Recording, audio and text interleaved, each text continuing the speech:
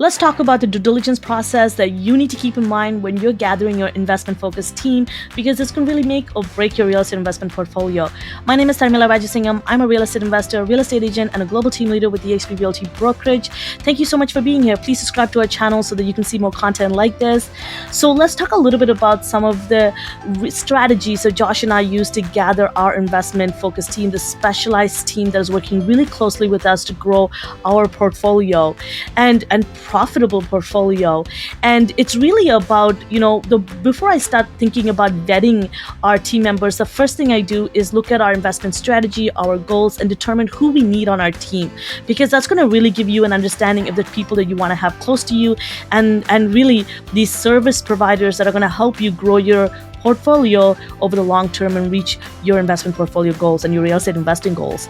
So the first thing I do is, once I've gathered that list, I go and start looking and searching for people who are talking about real estate investing, but as a part of their field of work. And if that's something that they target, if that's their forte or niche, and that's what I look at, if this is something that they're used to working in and working with investors.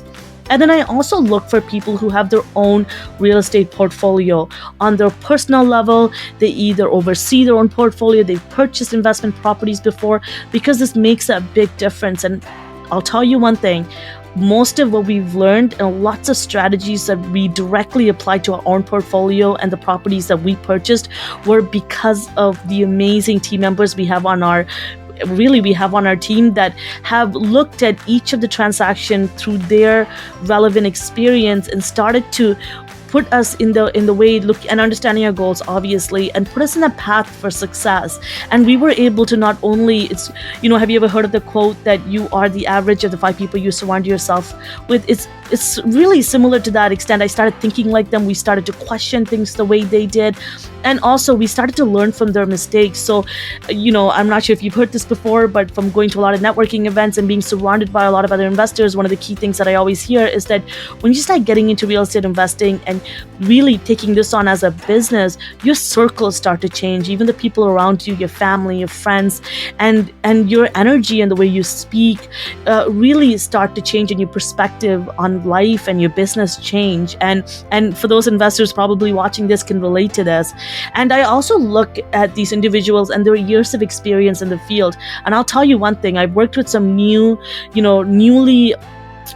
agents in the field, whether they were brokers, but it's really about not even what they know, but their energy and what they bring to the table and what they're willing to learn. So sometimes I won't just dismiss newer, experts that you might be bringing onto the table, because their energy and they're really what they're willing to learn and grow is really important, and who their team that they're surrounded by. So that's one of the things that we look at. And the other is relevant experience. Do they have because sometimes people could be talking, like, I'll give you a great example. I know people who've done cashier works and worked in customer service, turned into realtors, and did one investment property, and also all of a sudden calls himself an expert. That is not really an expert, right? So make sure they're actually in the field of work that you're actually looking to hire them for, and how long they've done that for, and do they really focus on real estate investing. And the other thing that we look at, and this is one of the core important aspect to gathering these team members, is looking at reviews and looking at online reviews, looking at what other people are saying, what are some narrative that they're sharing. Because I'll tell you one thing, one of the property management teams that we work with here in Ontario, sometimes I read, I look at the reviews and they have mixed reviews, right? Some of them are really good reviews from investors, and there's some really not so good reviews. And because of the property management company, sometimes renters and tenants often write reviews on them, bringing down their rating, but that doesn't mean that they're not a great company, and they are an awesome company. But sometimes you as an investor, you have to really read the review and read the stories and what they're posting, because right away I know that this is a tenant that had a bad experience for whatever reason. They didn't pay the rent, and they got, they were served with X amount of forms and they didn't like it, and they came and shared their frustration online. So you really have to look at the reviews carefully.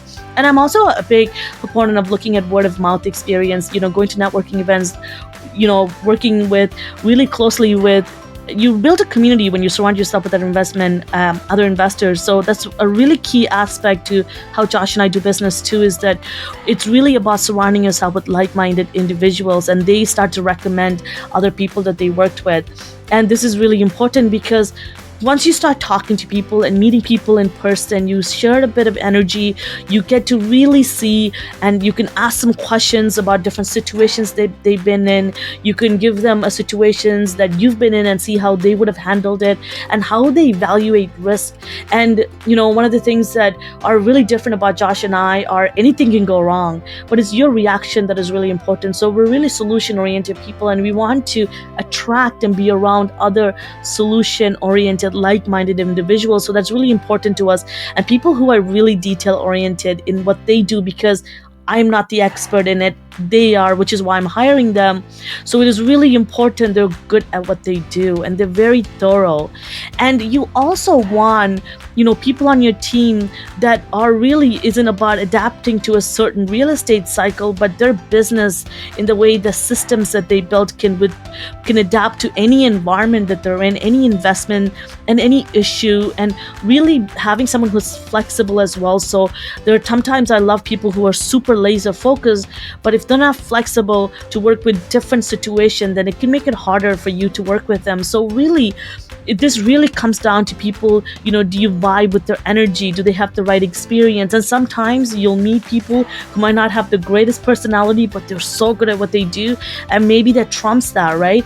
And in your case, and sometimes you may want people with great personality, and if they're not very, friendly, then maybe you not want to work with them. But so I'll leave it up to you, and what kind of a due diligence process, but those kind of things, emotional decision does come into play. So make sure you catch that, and again, I'll leave it to you in what feels comfortable for your business. But I know investors who made decisions like that, and is that the right thing to do?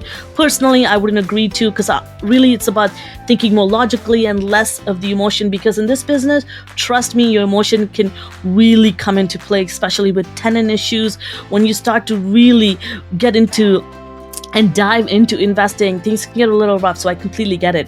But this is where I wanted to leave with you, is start to look at this due diligence process from a multiple different perspective, and understand that you are the solution, and look at every problem. Remember, some team members you'll start to work with and it might not go well. So it's okay. Just go with one step at a time, one property at a time. Every person you meet, you don't have to marry them. You don't have to work with them for every single portfolio, every single transaction that you do. Think about the relationship that you want to build with them and grow a portfolio with them. If this video was helpful for you, give it a thumbs up. If you have any questions at all, make sure you leave it in the comment section below. And one of the things that I wanted to mention is, if you are looking for turnkey properties, low price with high ROI, high returns with a strong monthly cash flow, we started investing in the US. And if you want to learn more about it, check out more on the information in some of the playlists that we have under real estate investing. Check out more of that content. If you have any questions at all, get in touch with us. Check out the link below to how you can partner with us, how you can get access to some of the deals that our team members are gathering on a weekly basis. Thank you so much for being here. I hope this was helpful. Once again, my name is Tarmila Rajasingham. I'm a real estate agent, real estate investor, and a global team leader with eXp Realty. I'll see you next time.